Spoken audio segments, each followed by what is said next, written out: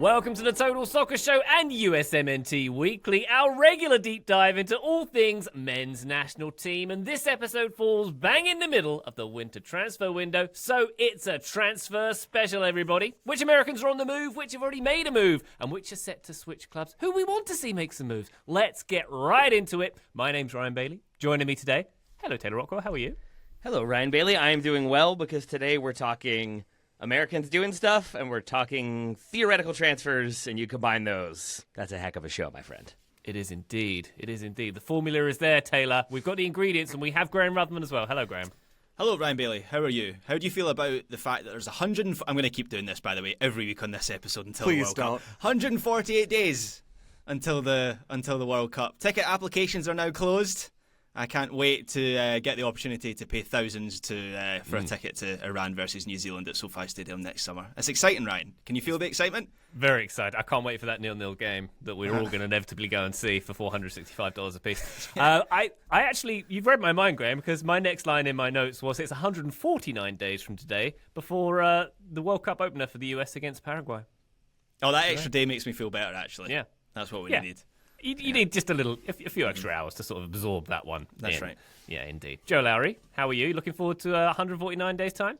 I actually very much am. Graham's rude awakening for me about how quick this is all going to come up caught me a bit off guard, but I'm here for it. Ryan, I'm just trying to wonder, what is the bet that you're going to place on Iran, New Zealand? Like, that feels like a Ryan Bailey, let's put it in the parlay kind of moment. I don't know what it is. Maybe you're going scoreless draw. It sounds like that might be a decent bet for you. I'm just imagining what that parlay is going to look like. I am signaling the Serie A klaxon. This has got 0-0 written all over it. That's some Chris Wood slander right there. Mediterranean as well? Sure. Still no. We'll be there, Graham. Yeah. I like it. I'm just looking forward to that $26 hot dog in SoFi Stadium. Oh, yeah. For that one. Number of names the announcer attempts to pronounce for Iran, like over-under is 5.5. I feel like you that can could get be that one. line. I didn't realize you could get that line. I like it. That's got to be a prediction market. Right there. Yeah, consult Cowshy for more information on Or don't. that one. Or don't. Yeah, you do you, listener. You do you. And if you are going to do you, why don't you go to Patreon? Specifically, patreon.com/Total Soccer What a Show. pro. We love everybody who does that, where you'll get bonus episodes, bonus video content, and access to our Discord server. All of the cool kids are hanging out in there. We love everybody who does that. Thank you to everybody who supports us there. We appreciate you. Patreon.com/Total Soccer Show, where there is plenty of USMNT chat. And, Taylor, as established in this episode, plenty of transfer chatter going on at the moment. There's some reports floating around as we record here, 149 days out from the opener against Paraguay, as established. Let's talk about Ricardo Pepi, shall we? Who, All right. this past weekend, had the unfortunate, do we call it a mixed blessing when you break your arm scoring a goal? Perhaps it's more of a curse. It was quite the celebration. Rehearsed that for weeks. Yeah, unfortunate for Pepi, obviously, if you haven't seen it. A PSV against Excelsior. I can't say Excelsior without thinking of Al Gore, South Park Al Gore, by the way. Excelsior! That's just me. Fractured his left forearm during the fall of scoring the goal, Taylor. But that has not stopped links to a certain Premier League team. Yep, and it's no time to make jokes, Ryan. When someone breaks their arm, it's time to get super serial. And on that note, it does feel bad for Ricardo Pepi to score the goal and then break the arm. You want that to be like the game-winning goal in the 95th minute, at least, instead of the second goal in a 5-1 rout. Not quite as impactful. But speaking of impactful, he breaks the arm. He's expected to be out 2 months, I believe, and so it's not great, given the form he was in. It does mean that he'll be back, probably missing the March window, or definitely missing the March window, but then back and able to play in time for the end of the season, still be in World Cup contention. But it does likely scupper moves, because most of the clubs that I think were in for him were looking for a more immediate impact. And so I doubt we're going to see him move with a broken arm in January. I don't know how a medical would work in that situation. I'm going to guess you have to carve out some sort of special just sign a contract with the other that. hand, I think. There it is, exactly. Yeah. We're trying to do the full medical. Can we see that one arm? No, you cannot. It's behind my back for a reason. This is and my that's private arm. Have a little respect. Thank you very much. When I was a kid, people used to sign your cast, so maybe the contract is going to be on the cast. Yeah. So it does seem like a move is less likely to materialize, which I think in some ways might be good, at least for his World Cup aspirations and form, because coming back from injury in the Dutch league, where we know defending is not always at a premium, means that I feel like he will have an opportunity to get back into kind of good form ahead of the World Cup, whereas going to the Premier League and then recovering from that injury and then needing to hit the ground running is a slightly bigger ask. It's still a disappointment, though, given the fee that he was likely to command. Augsburg probably kind of bummed out about it since they have a pretty sizable sell-on fee as well. So it seems like it will end up being a quieter January for Ricardo Pepi than he might have hoped. I quite like the idea of the Fulham move, and Tom Bogert reported late last month that Fulham had a bid of £26 million, which I believe is like $30 million, rejected by PSV, and they were expected to return with another bid before the end of the window.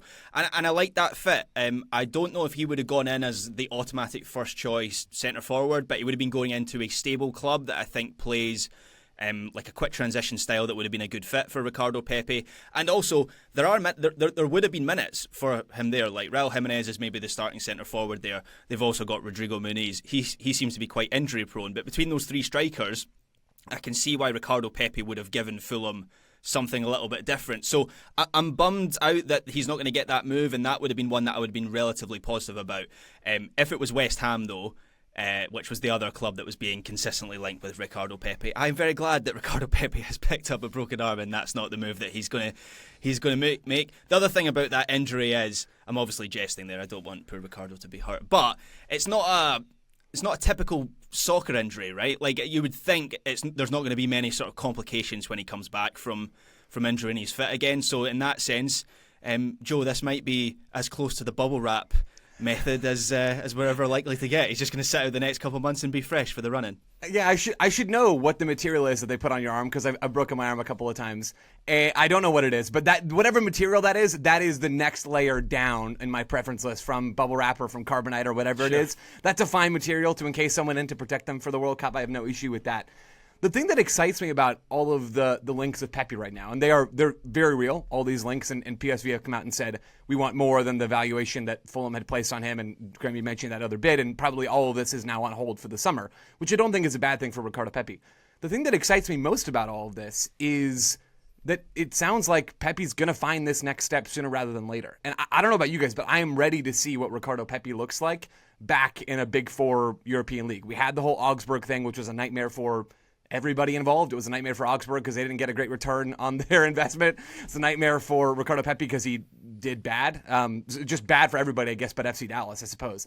But really, I'm excited to see what Pepi looks like in a league where he is challenged more. Because, Taylor, you said it, right? I mean, the two leagues right now that Ricardo Pepi has had success in is Major League Soccer, where defending is not at a premium, and the Eredivisie, where defending is not at a premium. Can he actually have success in a functional team in a league that actually has more defensive emphasis? He's never had the chance to be that, which is why I think the next step is so important. And Graham, I love that you had the distinction between West Ham and Fulham. I think Pepi's got to be really careful with what this next move is. And it sounds like there are clubs in areas that could work for Pepi and in systems that could work for Pepi other than just relegation-bound ones. We leave those for Tati Castellanos. But I am excited, even if it's not going to happen in January, because I probably wouldn't make this move in January. I'm excited to see what is next for Pepi, because I think we've kind of learned all that we can learn about him at PSV, at least for the time being.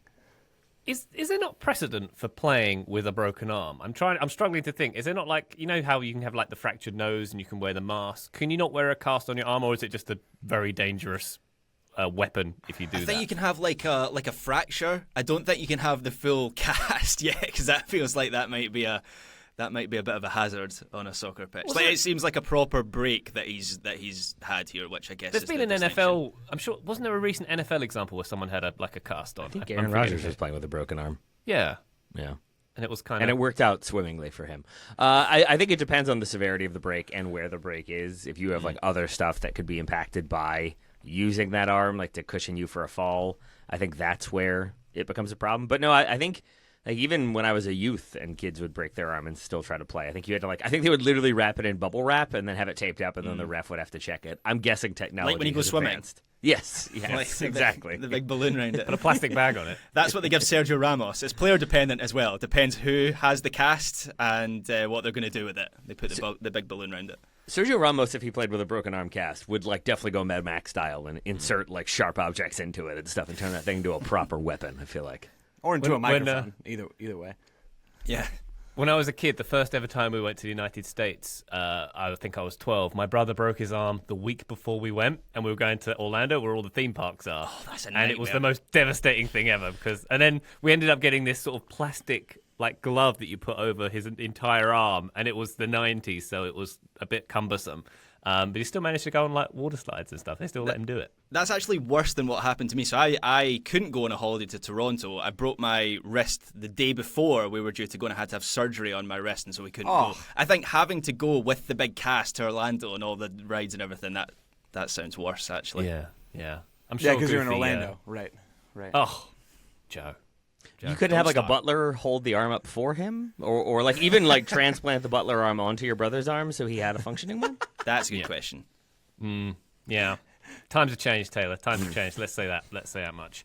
Anyway, that's Ricardo Pepi. How about Josh Sargent, who may be leaving East Anglia, Norfolk specifically, and heading to Canada, to Toronto FC? How are you feeling about that one, Graham? Has that gone through as we record? It seems like it was close. So just to quickly recap what's going on here, Josh Sargent was absent for Norwich City's FA Cup game at the weekend. They were playing Walsall. Then Philippe Clement came out afterwards, their manager, and said that Sargent had pulled out of the squad, saying he had, quote, transfer things in his head. Good to know there's something in that head. And those quotes coincided with reports that almost exactly the same time, I put it in our Slack chat, that Toronto FC are interested in him. They have placed a bid, or are going to place a bid of $18 million. Tom Bogert says that Sargent wants to move. Toronto FC are apparently confident of pulling off the move. Philippe Clement, however, is adamant that Sargent isn't for sale and won't be leaving in this window. So it remains to be seen whether that is a negotiation tactic. I believe Norwich have rejected more than this in the recent past. In the summer, of course, it came Sargent came close to joining Wolfsburg in the summer, and I'm not entirely sure what I make of this move, because I don't know what I want for Josh Sargent at this point in his career. It feels like he has, where I do kind of agree with, it seems like where his mindset is at. It feels like he's reached his ceiling in the Championship. Seemed like in the summer he was holding out for a Premier League move. There was some interest. Burnley were interested. Leeds United were interested. That seems to have faded now. It seems like he doesn't want to go elsewhere in Europe. I was reading that as much as he kind of came through the system in Germany, and obviously that's where he broke through, apparently didn't love living in Germany, so doesn't want to go back there. So I don't really know where that leaves Josh Sargent, and so I guess through the process of elimination, this maybe isn't the worst move when you look at what Toronto FC are doing and the fact that they seem to be strengthening, and he might be part of a half-decent team this year. Yeah, I think that's a good summary, Graham, of this situation. Taylor, Jeff, and I talked about it a little bit on yesterday's show, but more from Toronto's perspective rather than from Josh Sargent's perspective. I mean, from a financial standpoint, this is a banging move for Josh Sargent, right? I mean, he's going to be very, very well compensated, undoubtedly, as a designated player in Toronto, and I can understand the motivation there. From a U.S. men's national team perspective, I don't think this is a bad move for Josh Sargent at all. In fact, I probably feel quite positive about it. He's not in Mauricio Pochettino's plans right now. And I imagine I'm not the only one who would have had a hard time seeing that change should he continue scoring at a reasonable, okay to kind of good clip in the championship. I don't think that was really going to be enough to get back into the World Cup picture for Josh Sargent. And to be clear, this move may not be enough for Sargent, even if he plays very well for the first half of the MLS season. But it might be. Pochettino makes hard eyes at MLS basically every chance he gets. He calls in a bunch of these MLS guys, and I don't think that's wrong to do. I think a lot of them have warranted it. We know he's looking at MLS, or at least we know he's willing to include talent from MLS in the national team. So I think as far as, does this move hurt his chances for the national team? Absolutely not. I can't see any reality in which this makes it harder for Sargent to get in because he's already not in. I think, if anything, this makes it easier, frankly, for him to go out. He's going to have a chance to score a lot of goals with Georgi Mihailovic and some other reinforcements around him in Toronto. Show up, show out a little bit for the first 4 months of the season, and all of a sudden, maybe you catch Pochettino's eye. Maybe Ricardo Pepi breaks his other. I mean, you want to prepare for anything. And I think Josh Sargent is at least putting himself in a position with this move that if something were to go wrong for someone higher up the depth chart, he might be able to actually crack this World Cup roster. Yeah. It's a good point, Joe. And I think even geographically, there's an argument there. We've seen that before where players, especially coming over from Europe, if they withdraw from camp, if they pick up an injury or whatever and decide they can't go, oftentimes you're looking for a suitable replacement that is kind of easy to get into camp as quickly as you can. Playing in Toronto, if you're doing training camp in Atlanta, that's a shorter hop, skip, and jump than flying somebody in from England or France or the like. So it might even be that geographically it suits him, which I also know makes Graham a little bit jealous since he didn't get to go to Toronto because of that It's an surgery. open wound, Taylor. A little too soon. Aha, the apologize, insurance Graham. company paid for us to go the following year. Scam. That's what I'm hearing. It's a scam. Check out Graham when he comes through. Me or Josh Sargent? Wow. Wow. A little bit of both. Yeah. Someone needs to audit Graham's social media. That's all I'm saying. Wow. On it. Oh, they're already doing it. I've got to apply for my visa this Just summer. Disney theme parks? I don't know about this guy. I don't know. He's talking about sending a sergeant to a Commonwealth country. Sounds like imperialism to me. Speaking of that, today I learned Norfolk is a place in England. I thought it was just a place in Virginia. I now realize that the one in Virginia is likely named after the one in England. Thank you for that, Ryan. Yes. Yes. Lots of places, particularly on the East Coast, are named after places in England, Taylor. Pretty much all of Virginia, I think. Yeah, like you hear every about single New part England. of it. Yeah. Yeah. Yeah. Say What? Richmond, where you live. That's a thing in England as well, by the way. Yeah, I know. It's named after that one, Richmond upon Trent, right? Yeah. There you go. You didn't AFC know that. Richmond, I think. Yeah, it's Greyhounds. The Greyhounds. Very good. All right. My final question for this segment: if these deals go through, even if they don't, how are we feeling about the striker depth chart? Joe, are you still Balogun for life? Oh, yeah, undoubtedly Balogun for life. I don't think anything has changed yet, but I do think the door is open for some shuffling between now and the World Cup, certainly. Maybe that's an obvious thing to say. But right now, thinking about my top three, assuming Poch brings three strikers to the World Cup this summer, Balogun would be number one. I still think Pepi is number two, and we got a glimpse of Pepi back in the November window. He's been injured for a lot of Pochettino's time, and it's not a guarantee that he will be healthy or any of these guys will be healthy and ready to go come the summer. But I do think Pepi is the next best striker in the pool, and I think Pochettino's call-ups also show that he thinks that. And then I'd still have Haji Wright as my number three option, who's been quite productive when service has come his way, which is a big question for any of these U.S. number nines. Balogun a bit less than the others, but still, I would have Haji number three. But I think then the question is it Sargent after that? Is it Ajiman after that? Is he doing enough for Pochettino to be that snow globe player that Graham talks about? Or is it somebody else? I don't know exactly what the bottom of this looks like, but for me, the top three, and what I think Poch's top three, are the same, and I don't think they've changed based off of this window so far. Anyone else want to disagree with that? No, I think I agree with that. Aha! Consensus! The number 9 pool, I feel okay about, which has not always been the case in this cycle. I think there are stronger areas of the squad, but equally I think there are weaker areas, looking at you, centre-back pool, that, Pochettino will be thinking about ahead of the World Cup. I think okay is the correct level of feeling about this one. Not good, not great, not outstanding. I feel okay about it. Graham, don't talk about number 9 pools. We know Ricardo Pepi can't get in a pool with his cast on right now. It's just it's too soon, okay? It's too soon. And not with that attitude either. All right, let's take a quick break. When we come back, we're looking at a few of the transfers that have gone through for Americans. Join us then. Total Soccer Show, welcome back to USMNT Weekly. Hey, Graham, you hear about that Damien Downs and his little trip back to Germany? What do you feel about that? So, Damien Downs, my favourite player in the whole world, who I definitely didn't watch a compilation video of earlier and then immediately regret it.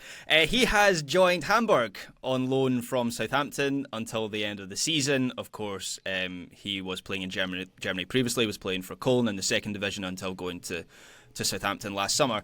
Not surprising that this move has happened because the Southampton transfer really didn't work. I do have some sympathy in that he joined Southampton at quite a turbulent time. Will still didn't last long there as manager. And I did watch a few Southampton games because I found Will still quite interesting as a manager and as a coach. But Downs kind of ended up stuck between what still wanted to do, which we saw from his time in Ligue 1, which was quick transition, playing into open space, and obviously those are the things that Downs is best equipped for. Those are the things that he did for Cologne in Germany.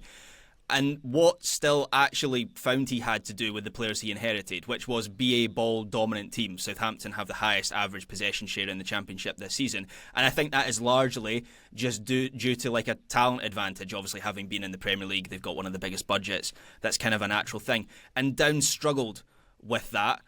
because I have to be honest, I don't think his technical level is especially high, at least not in the games that I have watched him. And so this Hamburg move, and I'm not going to pretend to have watched a whole lot of Hamburg this season, but instinctively this does feel like a better fit for him. Maybe partially because of he's going back to a country and a culture that he knows and he's done well in previously. But I also looked at some of the numbers with Hamburg, and they seem to be a much more transitional team than Southampton. They have the 4th most counter-attacking goals in the Bundesliga this season. They have one of the lowest average possession shares. From the highlights, I admit this is highlights, they seem to have like a much lower line of confrontation, obviously because they're underdogs in a lot of these games that they're playing. They've just been promoted. They're trying to stay up in the Bundesliga this season. And I don't think Downs in this team is going to be asked to have lots of touches of the ball as he was for Southampton.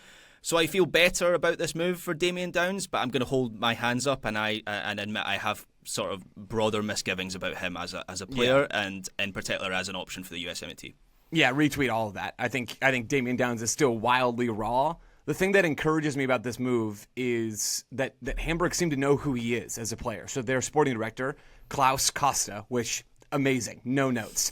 Klaus Costa came out with a quote about Damien Downs when he signed for them that said this: Damien is a vertical center forward who possesses a good mix of size, pace, and depth. With his strengths in transition and his presence in the box, he fits very well into the profile we developed in close consultation with the coaching staff. I mean, that's a polite way to say what Graham just said, basically, which is that he's better in a transition system, and that they know that and seem to understand what it says on the can before they buy the can or get the can for free for 6 months, whatever it is. That's a good thing. It doesn't sound like they're going to ask him to do all this stuff that he's not good at doing. Now, hopefully some of the parts of his game, all of the on-ball stuff that's lagging right now for Damien Downs, can accelerate a little bit. But from the early signs here, he's already started a game for Hamburg. He's seemingly understood by the coaching staff and the sporting department. That is an upgrade, at the very least, for Damien Downs from where he was not playing like at all for Southampton. Going from Southampton, by the way, to Hamburg, 2 famous port cities. I wonder if they put him in a shipping container. They gave him Callum Wilson's... that's Bournemouth, not Southampton, but it's still hanging around on the south coast. They put him on that. He went by a jet ski. Very good. I'd like that. I also like a... Taylor. One thing I would say about him, while you all are riffing really well, is that does not seem to be his strong suit. Like, I think back to the Athletic interview he did, where it was like my game and my words. He is pretty like monotone in the way he speaks, and he's very expressionless. And that was again the case when he was interviewed post game after he played this past weekend. And like, so you don't have like a dynamic energy when he speaks. It's very kind of staring down the camera and talking in a monotone voice about how he's very excited to be here and he is excited to get a run around, and we'll see what happens. And I don't know if that's going to help him either. Like, if you come in with a bit of like vibes and energy that backs up the way you're going to play, I feel like that can kind of help sell you, help ingratiate you into the team. Just, it's like maybe a minor point. It is definitely a minor point, but it was the thing that I noted is that he seems very reserved in the way he speaks, which maybe makes him perfect for Germany. I don't know. But it does just give off an air that he is like uncomfortable and a little bit stilted in his interviews, and it also looks that way on the pitch. So figure one out and then figure the other one out in short order, and we'll be good. Was it Damien Downs who was using dishwasher detergent for his clothes? There was a US player. Who was that? No, it wasn't Damien Downs. It was someone else, but I forget who it was. Oh, because he like read it wrong in a foreign language? I think he just didn't know the product names in the UK. Was it not Daryl DK? Yeah, that's it. I knew it was a double D. Oh, that's right. Classic. Very good. It feels like when Josie couldn't figure out how to watch the Champions League in Turkey, so he just went to a grocery store where they had it on and then just sat and watched in a grocery store. That's so delightful, Taylor. How did I not know that story? That makes me so happy. Yeah. It was like in the early days of Twitter, and he like tweeted out like, "How do I watch Champions League in Turkey?" And then I think the follow-up one was, "Never mind, found it in the supermarket." What a legend. Did you find a TV in this? Okay, I'm not going to dig into They that. have it on, always. Right. Yeah. Excellent. Very good. All right, that's a DD. Why don't we talk about a CC? Cole Campbell on loan at Hoffenheim from Borussia Dortmund. Joe, what do we make of that? I think it's another plus move for one of these guys that's on the fringes of the U.S. men's national team right now. I mean, Cole Campbell, like Downs, was not playing at his previous club, so Cole Campbell was not playing at Dortmund. And this gives him an opportunity of one degree or another. And I'm really curious to ask Taylor, because I know he's watched more of Hoffenheim than I have, what he thinks about maybe the fit for Campbell here and the minutes that may or may not be available to him. But the reality is, this is another situation where there was kind of nowhere to go but up, at least in terms of potential and playing time, where dropping down a level was going to be the key to actually unlocking all of that. I'm really curious to see what this ends up looking like for Campbell, who was, to be frank, a bit of a disappointment at the U20 World Cup.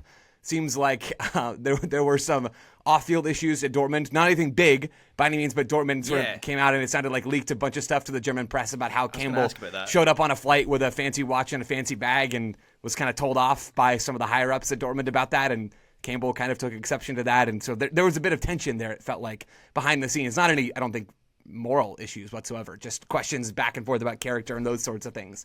Hang on. It feels like this will be more stable. Yeah, Ryan, go ahead. Are you saying there's a hierarchy of like the niceness of the watch you're allowed to wear based on your age at a club? Kind of seems that way. Yeah. I think they were like, young blood, you aren't anything yet. Like you need to be humble with sort of the things that you have here. And Cole Campbell didn't seem to, again, this is all according to reports and maybe reading some tea leaves. It didn't seem as though Cole Campbell took to that terribly well. But I do think this solution to Hoffenheim maybe is the best thing for everybody, to be honest. Yeah.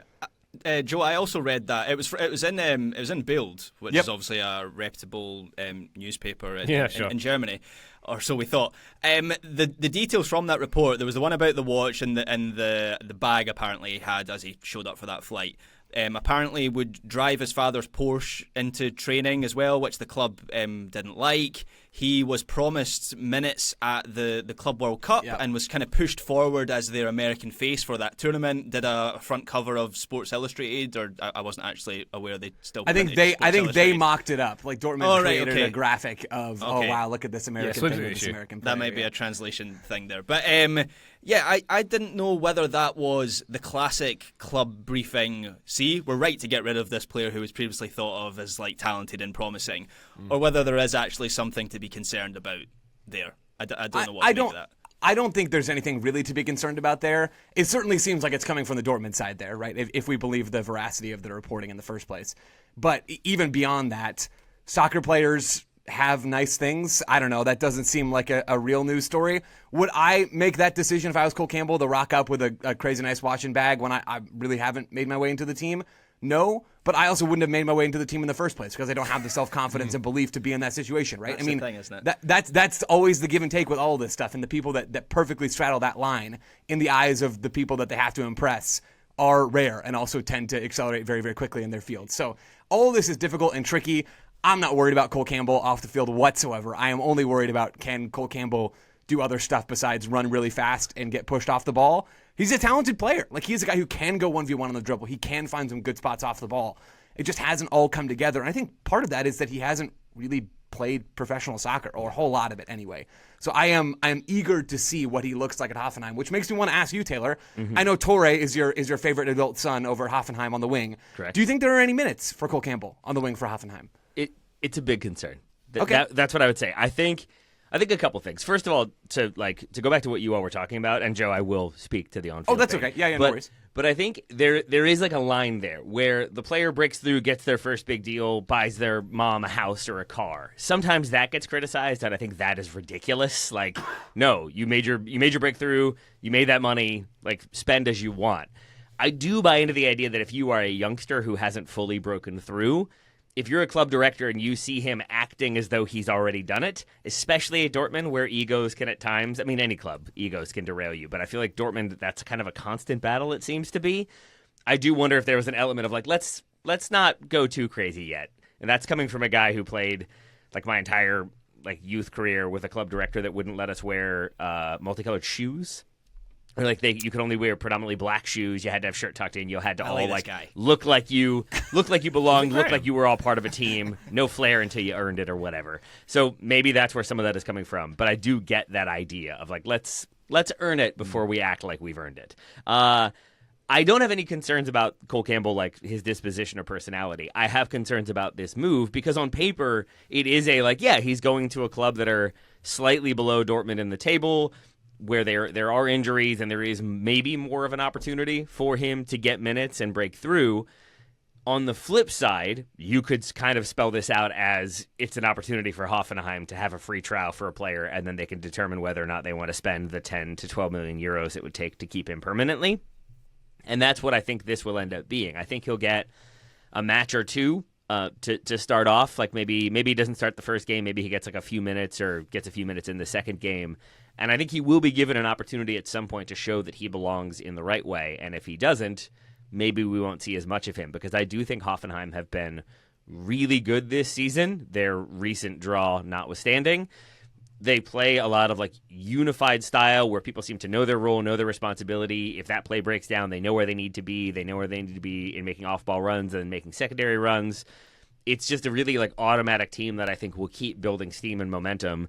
I think there's a chance they finish ahead of Dortmund this season, even if they are fairly far behind them in the points standing right now, just because of some of the consistency in the way they play. So if he can come in and gel and find those roles and find those opportunities and then justify buying that watch, like I think it's a really smart move that ends up paying dividends for him. But it does feel like the risk is there for him to have a couple performances, not look like he's at the races, and then Hoffenheim don't really have that much of a material interest to keep playing him. So he'll have to impress and he'll have to show that he belongs, but I also think he's a player who can do that.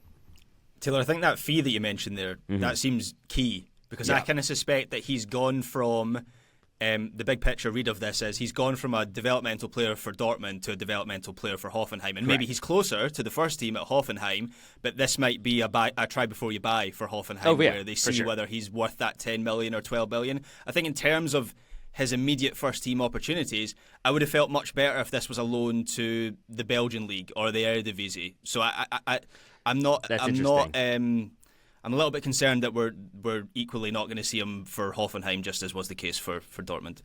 And I believe I'm correct in saying that initially this loan was meant to be to Cercle Bruges, or Brugge, however we're supposed to say that one, in Belgium. And then this offer comes in and he ends up going to Hoffenheim instead. And maybe that is just like I'd rather stay in Germany than move to another country. It would be a step down, I think, going from the Bundesliga to the Belgian league. But maybe that is also Hoffenheim recognizing there is potential here, and that has been their model more recently. They've moved towards bringing through younger players or kind of value players that they can then potentially sell on if they come good. And you look at their team right now, it is a lot of 19, 20-year-olds up to like 23, 24 with a few other veterans in there. But it's a really young team, and I think he represents that type of player who you could bring through, have the trial. If it goes well, maybe you pay the 10 million or whatever it is, you give him more minutes, and then he's an asset that either becomes critical for your team or you flip for twice that to a Premier League team down the road or to another Bundesliga team, whatever it may be. It is a very low-risk, potential high-reward situation for Hoffenheim with much more risk for the player. Can I tell you a cool story about watches and soccer players? Yes. Go on. I used to work for a luxury magazine owned by two soccer players. And I used to do Which the watches. soccer players? Jamie Redknapp and Tim Sherwood. There we go. That's a crucial detail. The most English soccer players you could imagine. And they had a watch spread every month in this magazine. I would go to Harrods or Selfridges, these posh stores in London, like monthly to talk to the watch guy, say what's new. And he used to tell me about all the Premier League players who buy all these watches. This one was bought by X, this one was bought by Y. And he said one of the most common things that would happen with the London clubs, and even clubs further afield, one guy would go in and get like the amazing Bell & Ross watch and then showed off in the dressing room. And days later, two players would show up and say, I want the one better than that. So they would sort of stagger the stock and like they'd have the one better in reserve because they knew someone was going to come in and get that one as well. Strategy, they call that. It's kind of genius, actually. Wow. Yeah. I was wondering what you were going to write about. I thought when you brought this up, I thought surely there's not enough in watch buying to write about this for a magazine, but I was wrong. That's fascinating. I hadn't even heard of that brand. This is how poor I am. Bell & Ross. Yeah.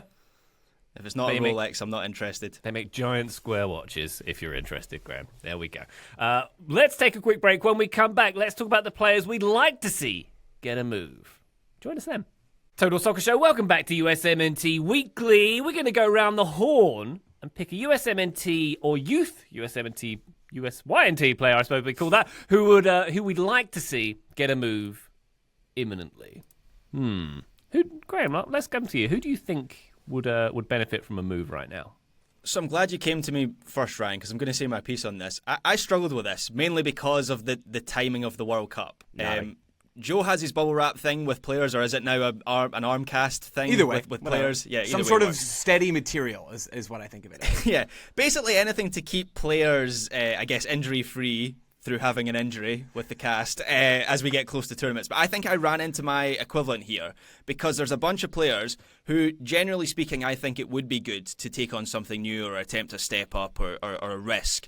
But doing it this close to the World Cup when it's mid-season and you could end up out of a team and not playing at all in the run-up to that tournament, I don't feel great about. So a good example of this is Matt Friis. It feels like he's possibly at a point in his career where a move to Europe might make sense. I think there's been reports in the past of like interest from German and Dutch clubs.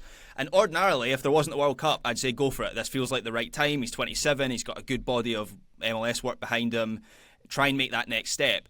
But if he does it now and then he ends up out of the team, then all of a sudden that opens up that discussion with Matt Turner again, and he's playing for New England Revolution, and that just sort of it seeds uncertainty into the whole situation. Sergiño Dest is another one. Like, I hope Sergiño Dest gets another chance in a Big 5 or a Big 4 league at some point in the future, but he's not that long back playing following injury, and I kind of want him to continue playing right up until the end of the season, so I wouldn't want him to take that risk now.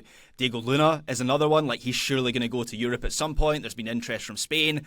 Again, I don't really know if I want him to do that now. I'm quite happy with him being a key player for RSL right up until the World Cup. So the only players that I could really come up with was one that we've already spoken about, Josh Sargent, because it feels like he's maybe got more to gain than lose in terms of forcing his way into the first team squad, the senior squad. Graham, do you feel like he should go to Toronto or something? Yeah, what a bold prediction. Yeah, exactly. The other one that I came up with, and I am interested to hear what you guys think, but Yunus Musa, like Atlanta hasn't worked out really for him at all. Similar to Josh Sargent. What about Atlanta? What did I say? Atlanta. Atlanta, yeah, Atlanta. What about going to Atlanta? That'll work. Hey, there we go. That's what I meant. Yeah, Yunus Musa hasn't really worked out. Bad fit for him. It hasn't really been a key figure for them. And similar to Sargent, like could potentially has the talent at least to force his way back into the discussion if he struck gold and found a club where he's playing every single minute until the end of the season. Other than that, I struggled. Counterpoint there, from what I read, he seems to be slowly, maybe possibly turning it around at Atalanta. He played, I think, 30 this past weekend or the weekend before and got good reviews, good remarks from his coach. So, like, maybe if that continues to be turned around, and I think my takeaway from that was like, oh, he's like learning how to play midfield in a way that is useful to his club. Maybe that means he will be useful to Mauricio Pochettino. But you're right, Graham, that if he's not, and if he is still going to be a kind of bit part player, if we want him to continue to develop and maybe rise in Pochettino's estimations, maybe that move is useful. But him playing minutes and getting opportunities does feel like very much a step in the right direction at Atalanta, where that has not been the case so far this season. Yeah, I would hesitate to say Musa should move now, not least because logistically it's really difficult. Not impossible, but he's on loan at Atalanta right now, and they've got an option to buy, and that would require them to terminate the loan and him to go back to Milan, and then for him to go somewhere else. It's a lot of work to get done, probably in a short amount of time. I did have though Milan this season because he can't play for a third team, right? That's the Harvey Elliott rule. That's Charlotte. Yeah, yes. There we go. I think Musa should stay where he is, but I did have Musa on my list, Graham. I did have a prediction that at some point in 2026, last week's show, that we didn't get to all of my many predictions, that Musa would move to an MLS club and sort of pull a Luca De La Torre. I think it's too early, and that's part of the reason why I didn't actually get to that. So it's not an official Joe Lowery stamped prediction. But I do think that Musa is making progress at Atalanta, and that's part of the reason why I think it's too early. I've watched a lot of his tape, and he looks good. Like he looks fine. Not inspiring, but not causing problems for Atalanta for the most of the time that he's on the field. I think Musa is still a super talented player, and Atalanta with that option to buy. It wouldn't shock me if they do eventually, after the next half season, view him as an option to start eating up more of the minutes that they're currently giving to their double pivot. So Musa is a guy to watch, certainly in the window, maybe more in the summer than now, and he's somebody to watch even beyond that. But I would say it's still a bit too early for Musa right now. Joe, any nominations for this category of a player who would like to see get a move? I was thinking about like some of those off-the-radar players. Gianluca Busio came up in mind to me. He's in Serie B with Venezia at the moment. Looking at his stats, 18 games, 3 goals and an assist, and 5 yellow cards. Well played. Nice. Oh. That's good work from Gianluca Busio, who's been really good in Serie B. part of me thinks that he's found his level, and part of me thinks that there's an easier path to playing in Serie A for Busio via promotion with Venezia rather than going somewhere else and having to fight for minutes in a new environment. But it's not a bad shout, Ryan, and I'm certain that Busio has some interest, certainly. There are other sort of fringe players who already have moved, right, in all this. Luca De La Torre has already moved, landing in Charlotte from Celta Vigo. Luca Koleosho's moved. He actually had his loan terminated and then moved to a different club. So he was on loan at Espanyol from Burnley and is now at Paris. I think that's all legal. It seems like that's all fine and good and dandy. Brian Gutierrez, who's a player that I still have a lot of stock in, is at Chivas. Brooklyn Reigns going to the Revs. Walker Zimmerman to Toronto. Drake Callender to Minnesota. There's a lot of these fringe guys that have moved. My contribution is another fringe guy, although I have two contributions, really. But my main contribution is another fringe player.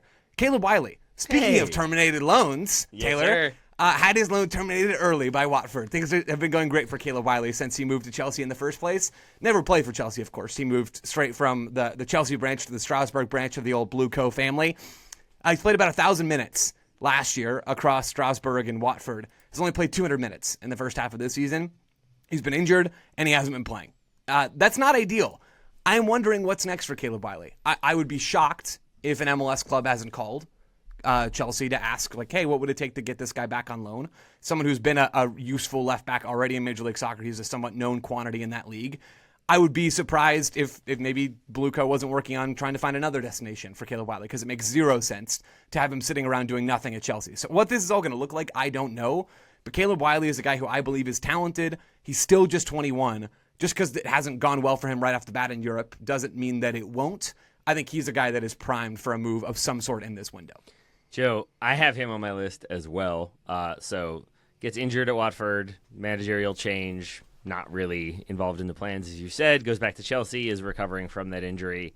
If he were to go to Major League Soccer, this feels like a move that Miami would somehow be able to pull off. Like, you get him in on loan somehow out of nowhere, but like, aren't you have concerns about their ability to have like an attacking left back, right? Like with Reguilon coming in, like, could Caleb Wiley go there and find success? No, I mean, my concern is just that nobody's going to replace Jordi Alba's attacking production. Caleb for Wiley Miami. is the new Jordi Alba. I've heard you say that before. I would. People are saying I have said it word for word before. I would not make that move, and I don't think there's any chance that Miami will either. But I do think that Wiley would be useful in MLS. I haven't thought about what the specific club would be, but there's got to be a team out there that could use a left back on some sort of loan.